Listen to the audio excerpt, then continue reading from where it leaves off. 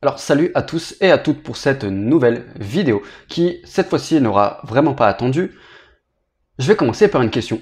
Qu'est-ce qui fait que certaines personnes vivent merveilleusement bien leur atypisme, quel qu'il soit, et d'autres personnes le vivent comme si c'était l'enfer sur Terre? Aujourd'hui, ma mission, c'est de vous donner une réponse. J'allais dire un semblant de réponse, mais non. Je vais vous donner, je pense, une réponse, ou en tout cas une grande partie de cette réponse.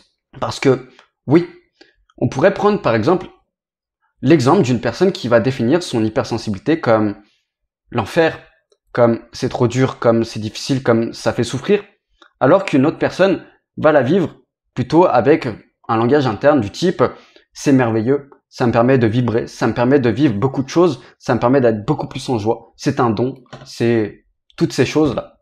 Je vais pas vous faire trop attendre et vous dire que ce qui change ça, c'est la perception que l'on a de cette ou de ces dites caractéristiques. Oui, c'est entre guillemets aussi simple que ça. La façon dont on va percevoir une chose, une caractéristique, nous-mêmes, va déterminer comment on va la vivre à l'extérieur. En d'autres termes, il va y avoir une cohérence entre ce que l'on pense intérieurement de cette caractéristique, de ce que l'on croit de cette caractéristique, et de ce que l'on va vivre ou de ce que l'on va matérialiser dans notre monde courant. Par exemple, ne vous êtes-vous jamais demandé ce qui crée votre réalité? Je vais encore une fois vous donner une réponse. Vos croyances vont créer des pensées. Ces pensées vont créer des émotions. Ces émotions vont créer des comportements, des attitudes, des actions. Et celles-ci vont créer vos expériences de vie avec toutes les perceptions que vous en avez dessus. Et c'est une boucle qui s'alimente.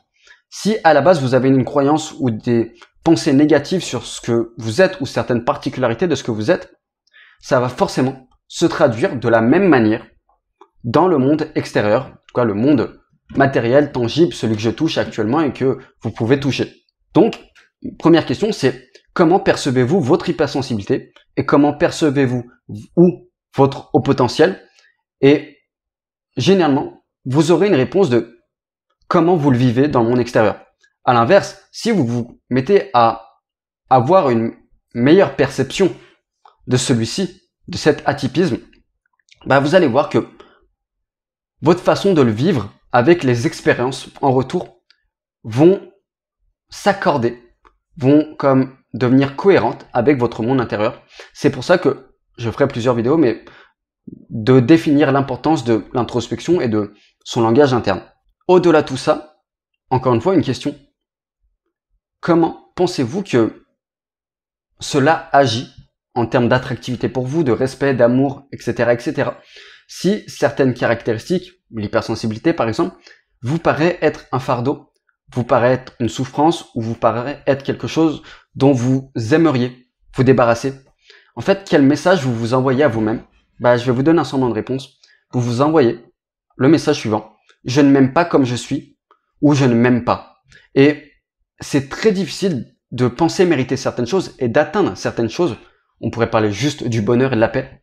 Si on ne s'aime pas et si on n'aime pas toutes les parties de soi. Je dis pas que certaines choses ne sont pas à faire évoluer ou certaines choses ne sont pas à changer, mais je dis que votre hypersensibilité est là et elle sera là jusqu'à la fin. En tout cas, à ma connaissance, c'est neurologique. Donc, pourquoi essayer de changer quelque chose qui ne peut pas l'être? Pourquoi essayer de renier quelque chose qui est au plus profond de qui vous êtes? Est-ce qu'il n'y a pas mieux à faire d'essayer de percevoir les choses différemment et d'en tirer parti pour s'aimer, pour se respecter, pour être attractif non seulement pour soi, parce que tout commence par soi, mais aussi pour le devenir auprès des autres. Parce que là aussi, il y a un principe en hypnose qui dit il ne peut pas y avoir de communication. Nous communiquons, que ce soit de manière consciente ou inconsciente. Quand vous n'êtes pas attractif pour vous-même, inconsciemment ou consciemment, vous communiquez aux autres. Je ne suis pas attractif et les autres vont avoir du mal à vous trouver attractif. Attractive. Ça ne veut pas dire que ça ne peut pas arriver. Ça veut dire que ça n'est pas favorable. Donc, c'est des choses que je voulais mentionner et que je voulais mentionner dans le cadre de l'importance de percevoir, de se percevoir d'une manière positive. Donc, est-ce que j'ai quelques solutions Alors, je pense que je ferai des vidéos vraiment beaucoup plus poussées sur ça, mais j'en ai quelques-unes pour commencer. Premièrement, tout part par une autoréflexion et de l'introspection. C'est un truc que je recommande énormément, peut-être trop, mais qui pour moi a changé ma vie, donc voilà. C'est de tenir un carnet, notamment un carnet d'introspection, et de définir, d'écrire tout ce qui vous passe notamment par la tête, et notamment sur la façon dont vous percevez les choses, ou ce dont vous percevez sur vous-même. C'est quelque chose qui va vous mener à prendre énormément conscience de ce qui se passe à l'intérieur, parce que peut-être que vous pensez avoir une totale conscience de ce qui se passe à l'intérieur, mais je peux vous assurer d'expérience et de ce que j'ai pu vivre avec mes différents clients / patients, c'est très loin d'être le cas et c'est tout à fait normal parce qu'il y a beaucoup de choses subconscientes. Deuxième chose, c'est se former ou s'éduquer, et notamment se former et s'éduquer à l'intelligence émotionnelle. C'est quelque chose qui m'a énormément aidé. Vous pouvez trouver plein de contenus, et notamment de contenus gratuits via YouTube et d'autres trucs payants via Internet ou via certaines formations. C'est, je pense, l'un des meilleurs investissements à faire, non pas juste pour ses émotions, mais pour toute sa vie. Parce que les émotions, mais aussi tout ce qui tourne autour, et notamment la perception dont on va percevoir les choses, sont à l'origine de toute notre vie. Ensuite, je vous dirais de cultiver le plus possible un dialogue interne constructif et idéalement positif. Je sais que c'est pas facile à faire quand on nage à longueur de journée dans quelque chose de négatif, notamment intérieurement. Mais même si ça doit prendre 3 mois, 6 mois, 1 an, avec des efforts, avec peut-être des gens qui vont vous suivre, vous accompagner, qui que ce soit, c'est un travail qui en vaut le coup parce que, comme je vous l'ai dit, les croyances et les pensées sont à l'origine de tout le reste dans notre vie. Donc, cultiver des bonnes croyances et des bonnes pensées vis-à-vis de ce que nous sommes, ce que vous êtes, c'est le minimum syndical pour, je pense, être épanoui. Et dernier point, c'est commencer à méditer et à faire potentiellement de la pleine conscience. Là, vous ne voyez pas où je vais en venir, mais quand on médite avec le temps, on va commencer à percevoir beaucoup de choses intérieurement. On va commencer à comprendre nos systèmes, on va commencer à être beaucoup plus dans une dynamique d'introspection, de lâcher prise.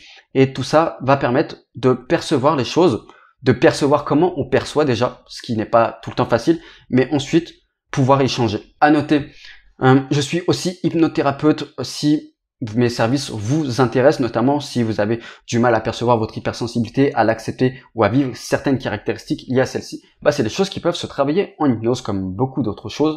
Donc voilà, n'hésitez pas, on peut en parler. Donc voilà, prenez soin de vous